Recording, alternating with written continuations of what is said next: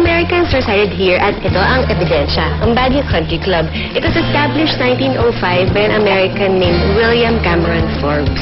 So this inspired me to create a beef dish, which is American also, and I call it beef stew.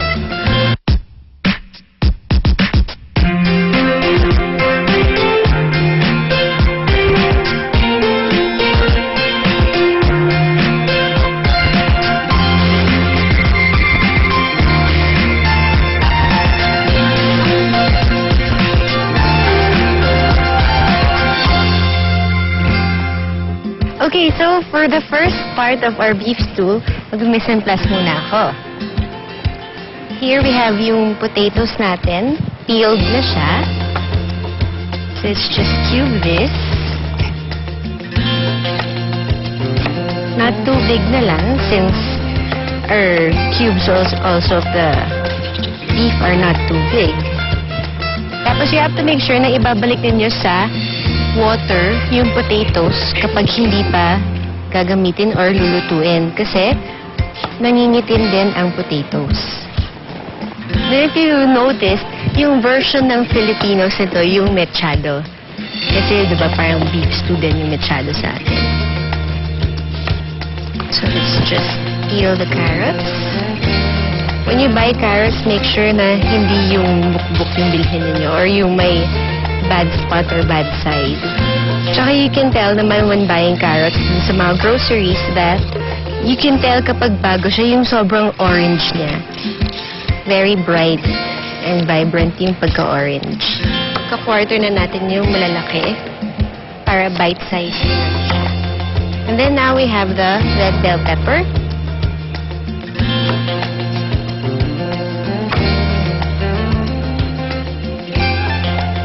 Pagtanggal ito was actually taught to me when I was doing my practicum sa Shangri-La. Diba? Kasi it has always been parang kumbaga sa akin, long exam kung paano magtanggal ng buto ng mga bell pepper. Tapos nung nakita ko sa cold kitchen, ganito lang pala kadali yun. You can also use green bell pepper. So now I'm just gonna cut this into squares. And then we can start.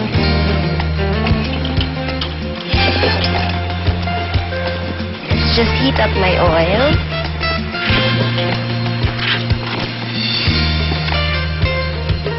So here I already have my garlic, my onions, at saka yung ating beef na cube na. We're just gonna put all of this together, brown it, and then tuloy-tuloy na tayo. Cook our onions.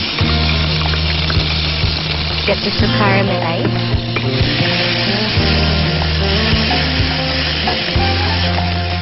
Then add the garlic.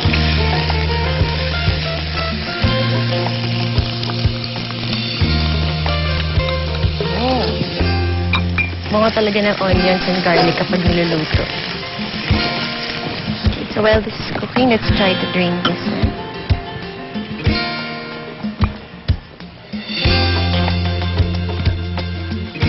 Okay, now I add the beef cubes.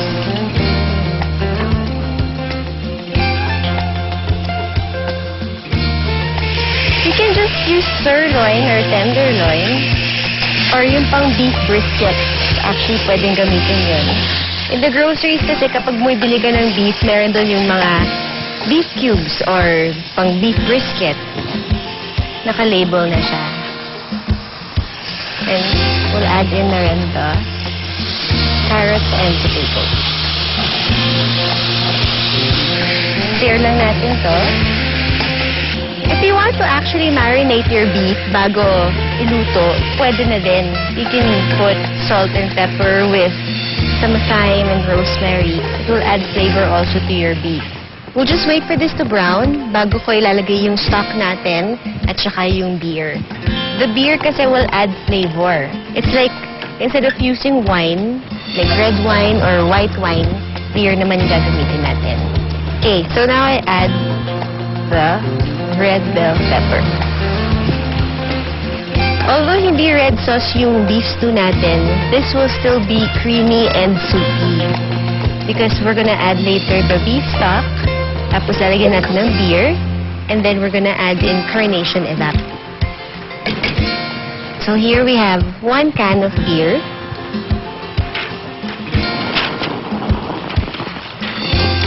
Just stir this before we put the stock.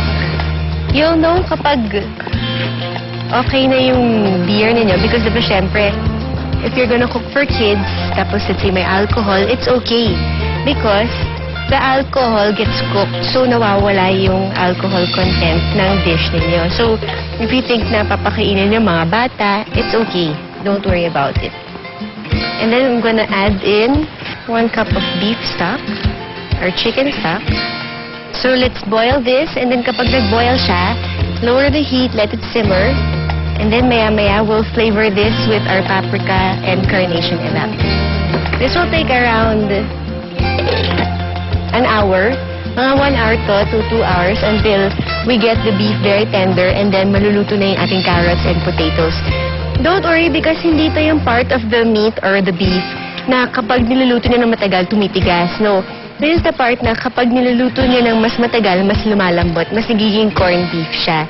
Not like yung, let's say, rib eye or other parts, yung mga prime rib, ganun. Kapag the longer you cook it, the more medium it is, or well done, the more siya tumitigas. Okay, so here I have my cornstarch and my paprika. And now I'm going to add 1/4 cup of carnation evap para mas maging creamier and tastier ang ating beef stew.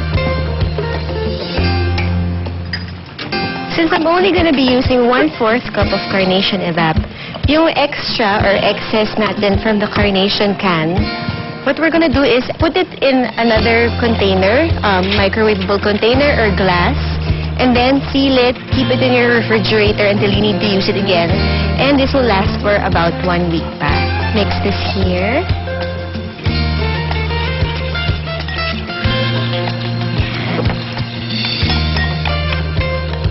Let's add this to the beef stew.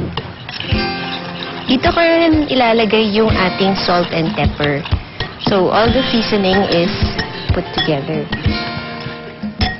So, let's add a pinch of salt here. And the pepper. Okay, now it's time to add our carnation evap and the other seasonings.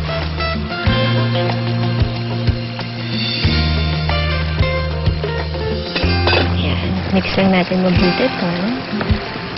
Yan, you can see instantly na nag-thicken na siya because we put cornstarch. So cornstarch will help thicken your stew. Okay, so now I'm just gonna simmer this just for a few minutes na lang, siguro 5 minutes or less, just for the meat and the carrots and potatoes to get the taste, the creamy taste of carnation evap and the paprika with our salt and pepper. Tapos, this is ready to be served. Okay, so, sarap. This is ready. Yeah. Lagyan na natin dito sa ating serving plate. Okay, it turned out really nice. I'm sure masarap to. You can serve this with rice. Siyempre rice, diba? Us Filipinos love rice. So here is our beef stew. I'm going to try this now. I'm hungry.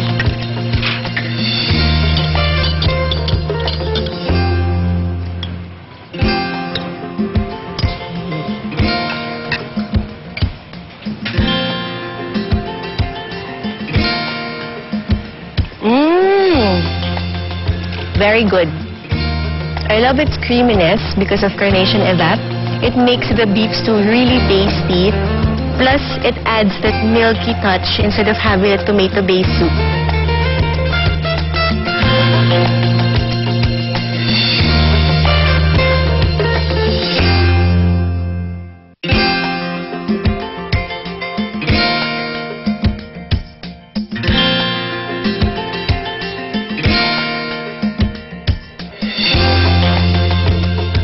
Gina.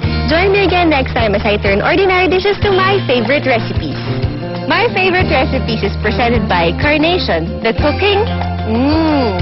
My favorite recipes would like to thank Kitchen Cabinet Design by Rafael Calero of Kitchen Studio Incorporated. Elba Cookers from Italy for the cooktop and oven. Maxim Teflon coated non-stick aluminum cookware.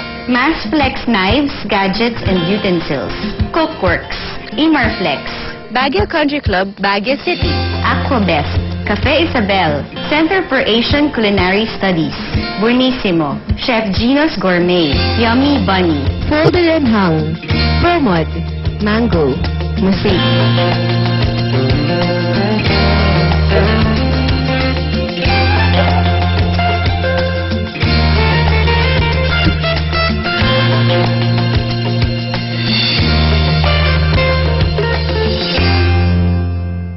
Noong Sunday, patlakan lang sa bahay ni Kuya. Dala ko ang specialty ko. Tinid mo ang sopas ko. Ang di ko masabi, nagtipid ako at ibang-iba pang ginamit ko. Ngayon, sa bahay ang lunch. Balik carnation ako.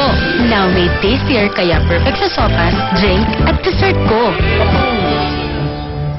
Pwede magtipid nang di nasasakripisyo ang sarap.